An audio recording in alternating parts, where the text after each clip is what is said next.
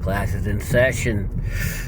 Leaving a late hockey game out here in Sugar Land, Texas. Going to drive into downtown Houston. But while I'm doing that, I think it'd be a good time to do a video so I can teach any of the men out there that are struggling or need some advice on these ladies out here, because it's important. This is a decision, or the mistakes you make in these decisions with women.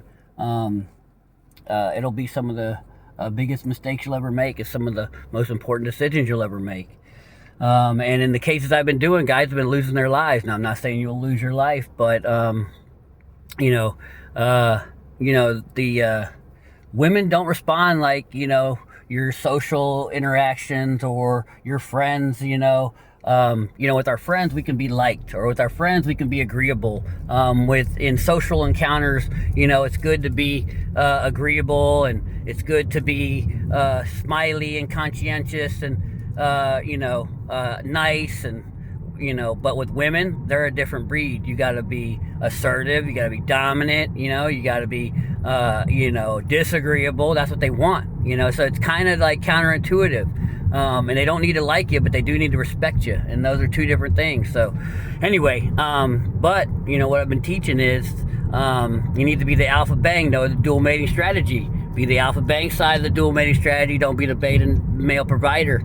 And that's a big, usually you're one or the other.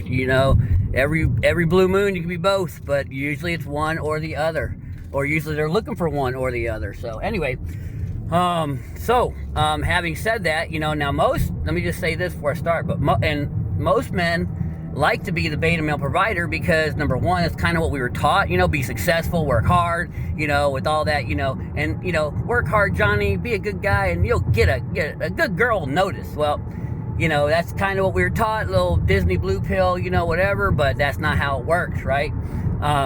It's not that, that guy that wins in the end. Now, you can attract girls that way, but again, we see the guys who are respected are the alpha seed, the alpha bang, the one that she wants the genes from, the one that, that she wants his presence, she loves his, sexual dominance, that whole thing. But anyway, so, so that's what you want to do. Now, a lot of guys like to be the beta male provider side of the dual mating strategy, because most guys, number one, it's hard to be alpha. Most guys, it says that, the research says 80% of men are beta, but whatever. But another reason is because, it's, men like to work hard, and making money, you can make money, and that's a little bit easier, because you can have, flaws, you can have insecurities, things that, you never resolve from your childhood, or whatever, those things that, your inner person that, you need to fix a lot of times is what prevents you from being an alpha bang. And a lot of times guys got to fix what's inside them, to be assertive, to be direct with a woman, to tell a woman no, you got to be confident. You got to know that you matter. You got to love yourself. You got to respect yourself. And a lot of guys, they, for whatever reason, childhood traumas or whatever, they can't get there. And that's hard. You got to do the inner work. And the inner work is hard. So, a lot of times you'll hear these guys go, it's all about money. It's all about money. And I'll just be on my purpose and get my money. And, money and status, money and status. Well, the reason a lot of guys say money and status is because that's easy. You can still have all your, unresolved issues and, and drive a Ferrari, but, and be a douche, and a lot of women, know this, right? So anyway, that's why I say that. But either way, understand, to be the alpha bang, a lot of times you got to do inner work. So, but what have I been using? Criminal cases. I've used in criminal cases to highlight with men why it is so important to be the alpha bang. And the criminal case we'll use today is the Miller Aldridge case. Miller Aldridge case, a little bit older case, and this one is a good example of why it's important to be the alpha bang, why it's important to know when you're respected and know when you're not respected, why it's important to know when you're loved by women and when you're not loved by a woman, and the grave dangers that you're in when you're not, right? Another lesson we'll learn in this, spoiler alert, but, you need to know When your wife, you need to know how much, when your wife's when you think she's having that affair, remember what I say, she's having the affair, and in this case, she is. And spoiler alert, in the end, that's going to be the suspect in our murder case here. So anyway, our characters in this one are Miller Aldridge. He's and Patricia Aldridge. They've been married for 20 years. And then you're going to have a gentleman named Mitchell Vickers, and you're going to have a girl named Jennifer Aldridge, and that's Miller Aldridge's stepdaughter, and that's Patricia Aldridge's daughter. Now, Miller Aldridge grew up in West Virginia. He has a brother. His brother talked about him. He said he was a very humble guy. They actually had to quit high school and support their family and get jobs because they were going to lose their house. Their dad got hurt. And so Miller ended up applying to a local TV station as a janitor. And, that's humble roots, right? And Miller was known as a hard worker, loyal guy, dependable guy, honorable guy, just a guy you can count on. Nice dude, good guy for the community. And what we always hear this, and he was all that, super dude, right? Brother couldn't talk highly enough of him. His sister-in-law loved him. That's rare, in-laws love you. And his sister-in-law said you could set a clock to Miller Aldridge. He was that kind of guy. He had that kind of schedule. 8 o'clock he does this, 9 o'clock he does this, 12 o'clock he eats lunch. Now, I will, a warning to that, guys, it's comfortable is boring. Shout out Roland Tomasi. So just remember that. But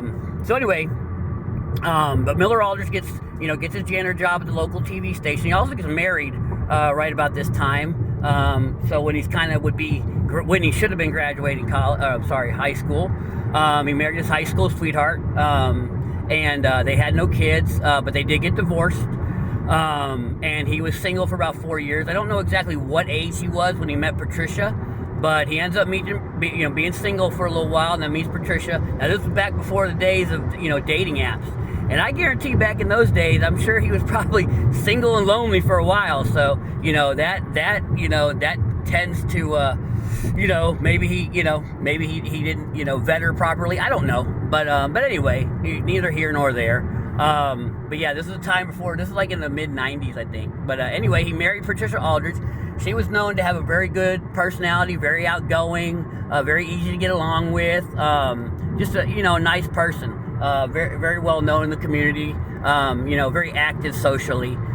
She was a seamstress, and she had a business called A Stitch in Time. Now, fast forward, that business is going to go, belly up and bankrupt, and she's going to have no money. Now, listen up. This is a lesson to learn. Is oftentimes, women, they're not good with money in businesses. So just know this, guys. That's not surprising. That's why it's but anyway, so that's just not surprised that her business went belly up. So anyway, and part of the story here, she needs money. She's broke, and one of the things she says, is that she wanted to leave Miller Aldridge. That they're married 20 years, but she wanted to leave him near the end, but she couldn't. She was tied to him financially, and that's a bad place to be. That's why being a beta male provider can often be a bad place to be, because she's stuck with you, and you don't want a woman to be stuck with you. That's why you want to be alpha bang. You want the woman to love being with you. If she feels stuck with you, she gets disgusted, she gets very frustrated, and she's not going to tell you. Women don't like confrontation, and that's why she does what she does in this case. But anyway, at some point, before Patricia Aldridge was Patricia Aldridge, she messed around and had a love affair with a guy named Mitchell Vickers. Mitchell Vickers was the bad boy, the alpha bang, very dominant, very assertive, very disagreeable. Now, women do like that. We talk about, women like the evil, dark triad traits, right? But, a lot of times they say that because those guys, number one, don't get pushed around. They get what they want, But anyway, not saying you have to be that guy, but just saying that, again, it's one of those weird things, right? But you don't have to be that guy, what they say, embrace your inner asshole, I don't know. But anyway, just be, don't be all Mr. Agreeable. That's the main thing. Don't be, yes, ma'am, yes, ma'am, yes, ma'am. If you don't agree, stand on your square. That's what I say. But anyway, so her and Mitchell Vickers, had this love affair, and then they ended up kind of going their own way. And then, Miller Aldridge ends up meeting, Patricia Aldridge. They get married. She's forgot all about Mitchell Vickers, her, love affair guy. But 18 years later, Mitchell Vickers comes around. And, somebody in town says, hey, Patricia was asking about you, and Mitchell Vickers like, really? So they, get put in contact by a mutual friend. And on their first date, where they meet? They don't meet at a restaurant. They meet at the Econo Lodge. The alphabang meets at hotels. He says, yeah, we wanted to see how, Mitchell Vickers says, yeah, we wanted to see how it would go. So we met at the Econo Lodge. Gentlemen, when you're the alphabang, you don't do restaurants. You don't do walks in the park. You don't do picnics. That's for fucking beta males. Anytime, if a woman's not ready to bang, anyway, you can do what you want, but no drinks, no dinners. Econo Lodge, that's where you need to go. Anyway, so she's gonna do that with somebody. You need to be that guy. That's why I say high interest. But anyway, so but you do your, you date how you want to date, but be direct and be honest. But anyway, so they meet at the Econo Lodge. They apparently, Mitchell Vickers says they had a great time, and they got right back into it. They started having a love affair. I think their love affair was going on for about a year, and prior to this murder occurring.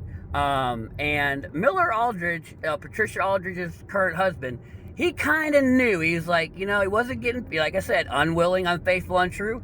She wasn't engaging with them. She wasn't paying attention to him. She didn't want to, she didn't want him to touch her. That's what I say, gentlemen. That's what I say. That's what you'll notice. And he's like, well, he just thought maybe it was, it was just that she was tired, or, he's making up excuses, but he kind of knew. Well, gentlemen, what do I say? When you kind of know, we know very well. We are very good detectors of affairs, gentlemen. So, we know patterns. We're made that way. God made us this way because we want to know paternity. So we know when the patterns are off. So anyway, that's why So, don't be paranoid, but, my instincts have usually been right. So anyway, but he ignores it, and to his detriment, because, if he would have known how much he was not respected, how much he was, wanting to get out of the marriage, don't you think he would have let her out? He wouldn't have kept her around.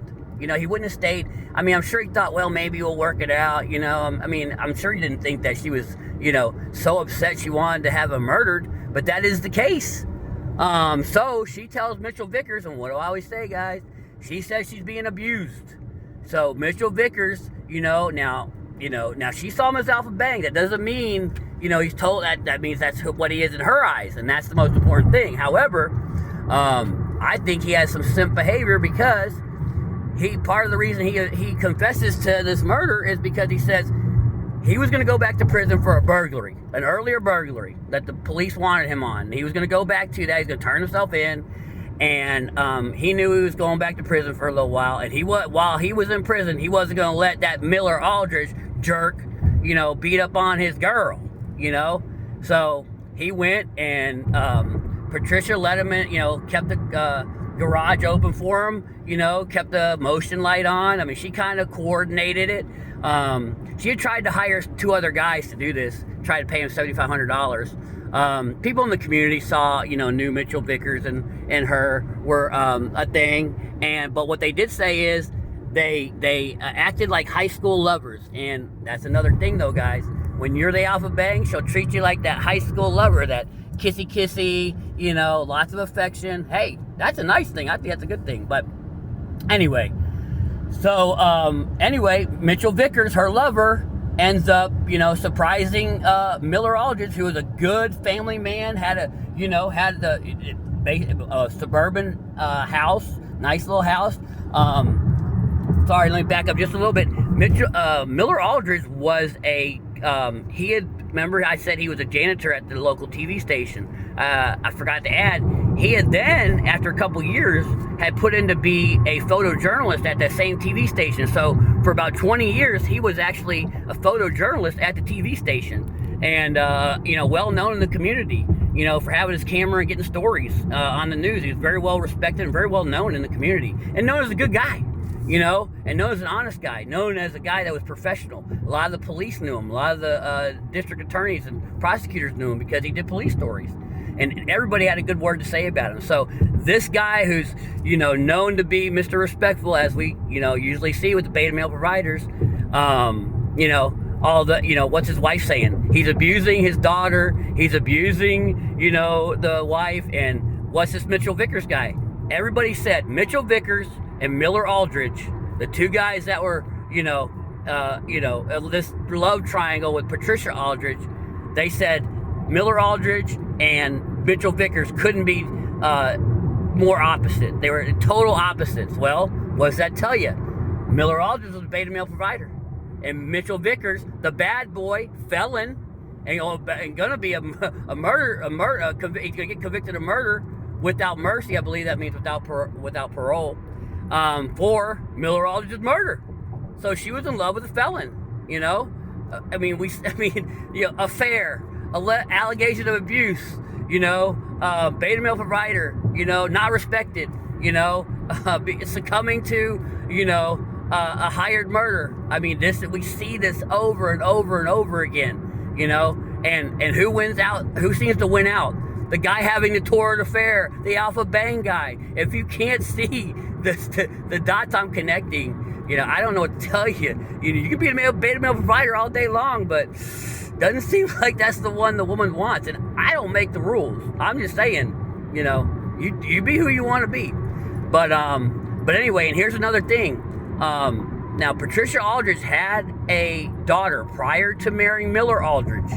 And Miller Aldridge, like we've seen before, again, another dot to connect, is Miller Aldridge accepted her at a young age. He accepted her as his own daughter, and he loved her as his own daughter. He was a stepdad. She didn't have a father, but she considered Miller her father. She really loved him. However, I will add this. Number one, it didn't seem to matter in the end because, you know, he ends up, you know, being a victim of a murder planned by Patricia Aldridge, who gets convicted of his murder and goes to jail for life. She's convicted, life in prison without mercy, and Mitchell Vickers is convicted of his murder. They burned his car. He was beaten. The cause of death was blunt force trauma to the head. Mitchell Vickers gave a full and elaborate statement saying that, you know, he surprised him, hit him over the head with a pipe, was hitting him in the head with his own crescent wrench, you know, and they severely beat him, threw him out into a field near his home, stuffed him in his own car, took his car and burned it. So, you know, that's you know, I mean, you know, you know, that's what happened, you know. So again, you know, police ended up figuring out that, you know, they were having this affair, and you know, and after all said and done, Mitchell Vickers, because he didn't want his girl going to jail, and he's like, quit messing with my girl, you know, and she had nothing to do with it. But turns out after their investigation, they're like, why is he trying so hard to keep her from, you know, bringing her into this case? Well, you know, she did have something to do with it. She was the mastermind of the whole thing. I mean, his wife she wanted his insurance money, and I think the whole thing was like $300,000. I mean, anyway, that's what he's worth, I guess. You know, I mean, she had no money. She was bankrupt and wanted to get out and felt tied to him, and that's what she said. Now, I will say, Jennifer Aldridge, his stepdaughter, knew his mom was having the affair, and she's kind of the one that tipped off the police. However, she was hiding it for like a year. Again, gentlemen, what do I say? You can accept it, you know, you can take care of her kids. And I'm not saying it can't work. I'm just saying, you know, connect the dots. This is how, you know, usually I say the mother-in-law won't be on your side. The sister-in-law won't be on your side normally when things go bad. You know, the stepdaughter, the stepson won't be on your side when things go bad. You're on your own. That's why I say when it's time to get out, it's time to get out. You ain't going to have their help. You can't reach out to mother-in-law. Hey, can you fix this? Can you help us? No. But anyway, so yeah, and I'll add this. She was also letting them use her apartment to have her secret love affair. So this guy who accepted her as his daughter and treated her as his daughter is also allowing mom to have her secret love affair. So, I'm just saying, this is my experience, and I had experiences. Stepkids will always align themselves, and this doesn't seem like it's rocket science, with the biological parent more than they will align them. No matter, there are rare cases, but no matter how hard you work, no matter how hard you bond with them, they will always bond with the biological parent. Especially guys raising stepdaughters, the biological dad, he can come back for one day, and they'll bond with that biological. It's biology, it's nature. Just know this, guys. And know that mom knows this too. So, you're gonna do all this work, and I'm telling you, women like it as a nice feature. Like, oh, it's got air conditioning. This car's got air conditioning too. Yeah, if you want, oh, it's got air. It's got what's the air fresheners. They added air fresheners. That's what taking care of a woman's stepkids is. Not saying it can't work. If I ever, got into a long-term relationship again, years and years and years, and they have, they can have, especially, I'm 50, so, they can have kids, but what I tell, I'm not getting involved with your kids at all, and that's yours, not mine. So that's how I'm going to do it. You don't have to get involved with their kids. When we get together, we'll get together, and it's about us, but, your kids are your kids. I'm not Mr. Stepdad. I'm not Mr. Nice Guy. I'm not I will be, but, my life is separate from them because I'm not here to take care of your kids. Anyway, but yeah, that's the Miller Aldridge case. Like I said, he was the beta male provider. Mitchell Vickers, the other lover, how they said they were opposite. He was the, alphabang. Miller Aldridge, a nice guy, good guy. He was in every way, true American, American hero, but he wasn't the American hero of a woman. You can be both, but when you deal with women, you can be that good community guy. When you get around women, you have to go that assertive, dominant. You don't have to be a felon. You don't have to be all that, but you got to know that side of you. That side of you that can. That stands his ground, that is disagreeable, that it doesn't get pushed around, that stands his square, that is dominant, that knows how to, that knows to be assertive with the woman, that knows he's the leader, and if he's not, then you can go kick rocks, and that's not going to move you at all, and she, her little cry, whatever, her little attempts to, move you off your square ain't going to work. She needs to know that. But anyway, but yeah, that's the Miller Aldridge case, guys. Like I said, lessons learned in this is, number one, he knew the affair was happening. Number two, the abuse allegations. Number three, the stepkids thing happens again. So we're seeing the same things. And again, he meets his demise. He didn't know. You'd think if he knew how much he was disrespected, you'd think if he knew how much that she didn't love him, he would have stuck around? Absolutely not. But he didn't recognize it.